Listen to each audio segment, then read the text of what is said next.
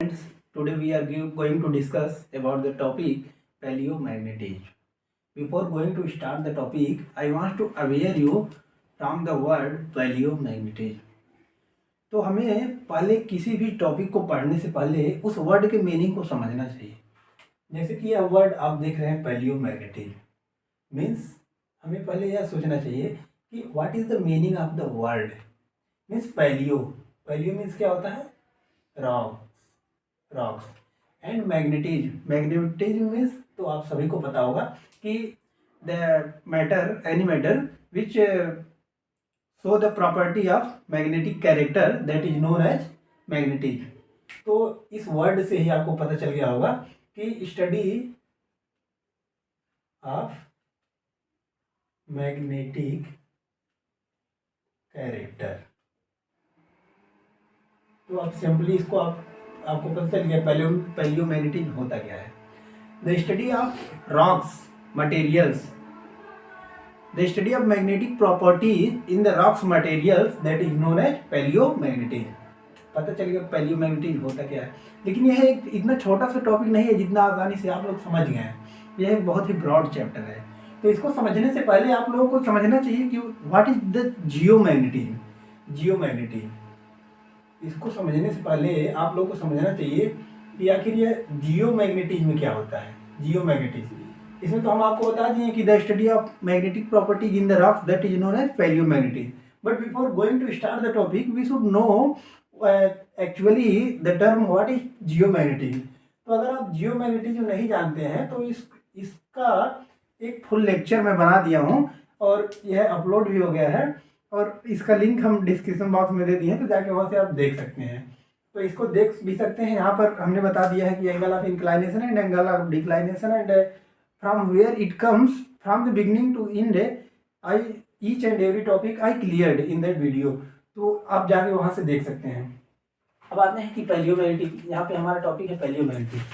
तो जियोमैग्नेटिक वहाँ से आप देख लीजिएगा। अब आते हैं पैलियोमैग्नेटिक, यह पैलियोमैग्नेटिक होता क्या है।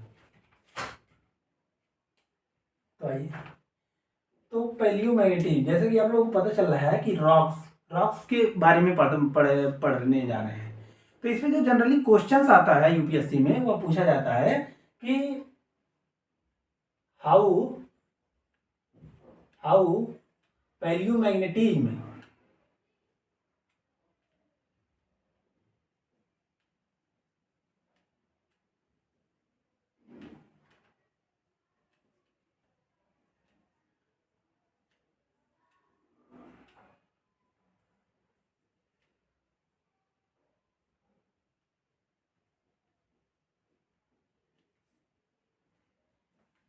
इसमें जो क्वेश्चंस आपके बनता है वह बनता है कि यह जो पैलियोमैग्नेटिज्म है वह कॉन्टिनेंटल ड्रिफ्ट थियरी को कैसे बताता है।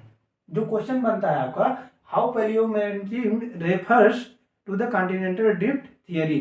कॉन्टिनेंटल ड्रिफ्ट थियरी को यह कैसे एक्सप्लेन करता है पैलियोमैग्नेटिज्म, यह क्वेश्चन आता है। जनरली बार बार क्वेश्चन आते हैं हर जगह।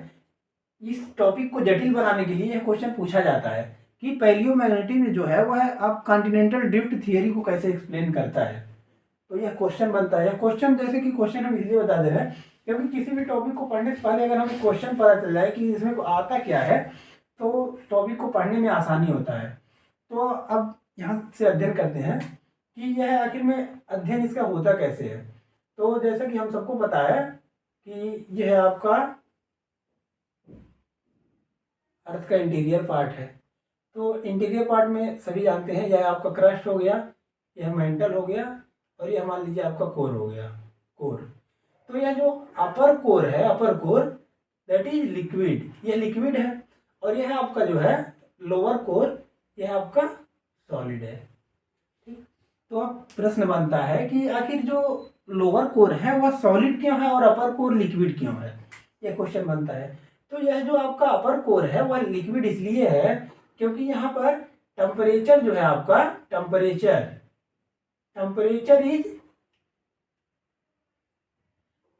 इज ग्रेटर देन प्रेशर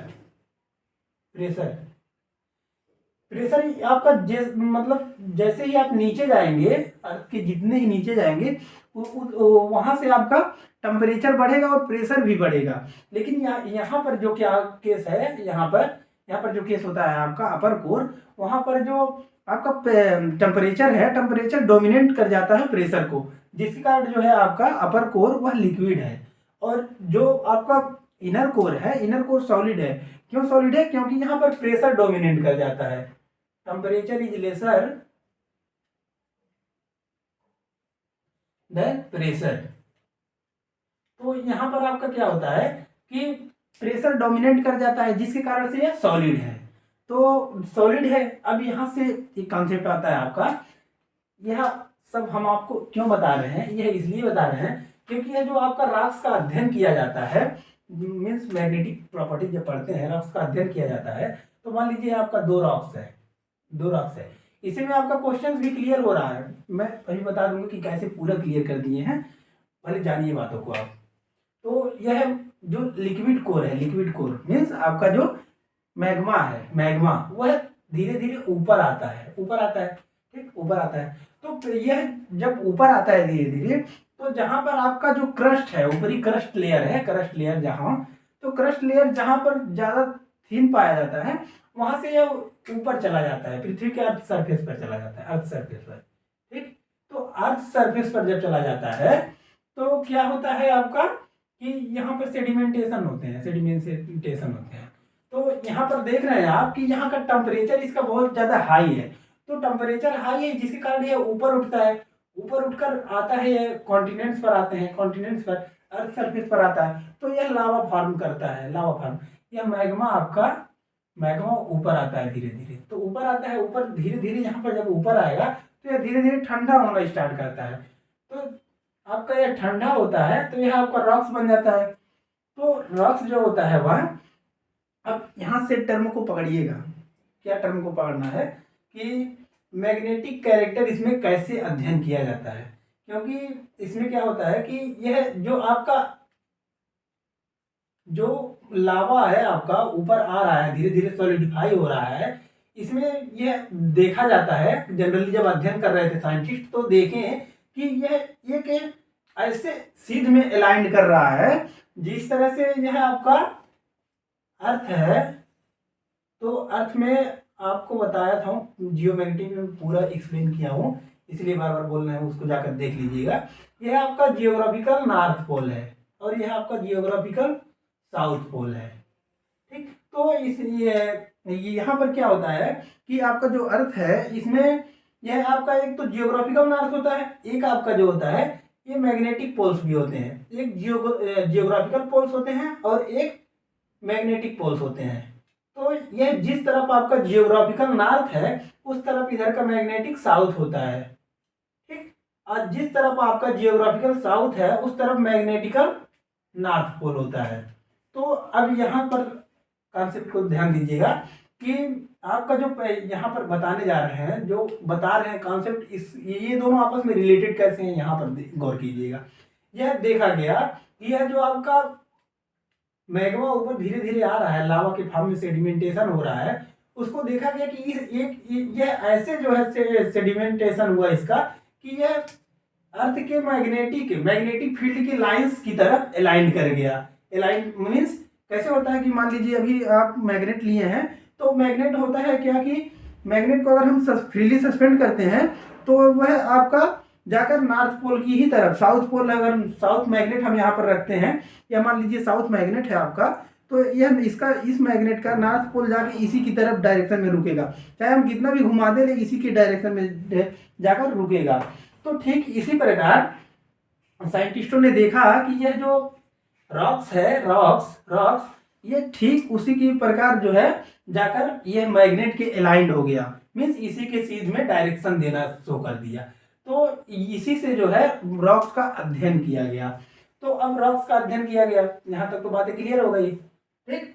तो उसके बाद अब आप देखते हैं कि इसमें एक और कॉन्सेप्ट आता है कि पोलैरिटी जो है इसकी जो पोलैरिटी है, मीन्स जो देखा जा रहा है अभी, ये जो जियोग्राफिकल नॉर्थ है और ये आपका मैग्नेटिक साउथ पोल है, तो ठीक। तो इसमें क्या होता है कि रिवर्सन होता है, polarity reversion means after few years it will reverse.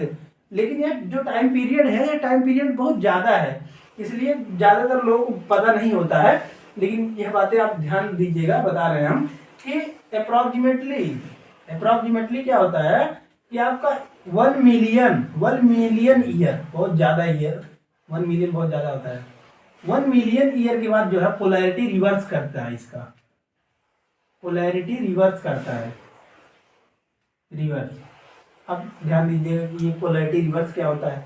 तो यह आपका जो मैग्नेटिक साउथ पोल आप जहां देख रहे हैं, तो यह आपका कभी मैग्नेटिक नॉर्थ पोल हो जाएगा। इसी को आपको बोला जाता है कि पोलैरिटी रिवर्स कर रही है।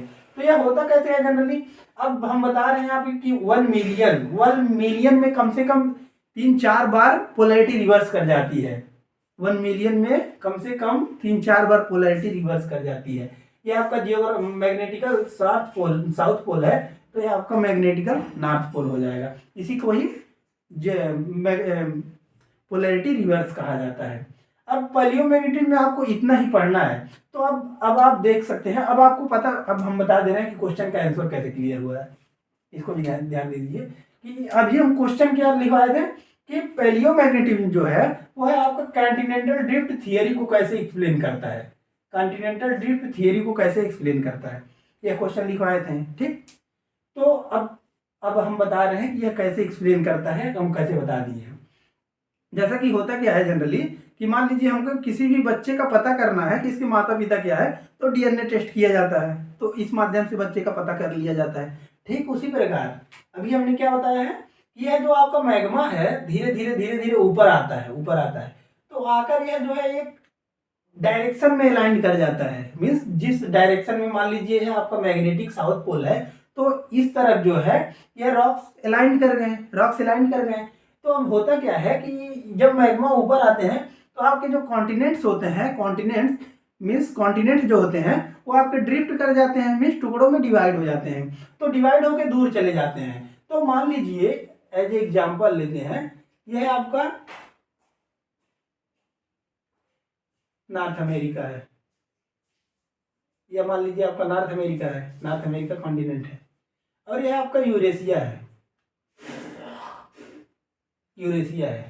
तो अगर हम यहाँ के रॉक्स का, यहाँ पर जो रॉक्स हैं और यहाँ के रॉक्स का अध्ययन करते हैं, एग्जाम्पल ले रहे हैं हम, यहाँ के रॉक्स का और यहाँ के रॉक्स का अध्ययन करते हैं।